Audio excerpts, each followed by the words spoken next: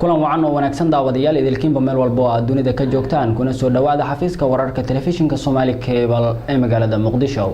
Cabdulqaadir Umar Cabdulla ayaan idin waramaya qodobada ugu waaweyn. Ra'iisul Wasaare ku-xigeenka xukuumadda federaalka Soomaaliya ayaa dhagax dhigay dhismihii hore ee wasaaradda dekedaha iyo gaadiidka xukuumadda Soomaaliya. Maxkamadda ciidamada qalabka sida ee Soomaaliya ayaa xukun ku riday sargaal hore u dilay mas'uul ka tirsanaa xukuumadda Soomaaliya. gudoomiyaha gobolka Banaadir ahna duqa caasimadda Muqdisho ayaa dhagax dhigay masjid qadiimi ah oo ku yaala degmada Shangaani ee gobolka Banaadir. kulan degdeg ah oo golaha wasiirada xukuumadda Soomaaliya ay ku yeesheen gudaha caasimadda Muqdisho ayaa lagu soo magacaabay taliyayaashii nabad sugidda booliiska iyo kii usluubta Soomaaliyeed.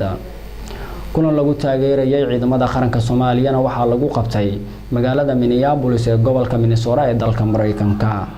madaxweynaha Jubbaland Axmed Islaam Axmed Madoobe ayaa daahfuray shir looga hadlayo amniga Jubbaland iyo sidii dib loogu soo celin lahaa deegaano ka maqan gacanta maamulkaasi. gudoomiyaha gobolka Banaadir ahna duqa caasimadda Muqdisho ayaa dhagax dhigay masjid qadiimi ah oo ku yaala degmada Shangaani ee gobolka Banaadir. baarlamaanka maamulka Koonfur Galbeed Soomaaliyana waxay isku raaceen in doorashada madaxweynaha ee maamulkaasi la qabto 17 bisha November ee sanadkani. qodobadaasi iyo kuwa kale oo wararka Soomaalida ka baxsan ayaad warkayaga ku daawan doontaan haddii Allah awood laga helo saacada soo aadan.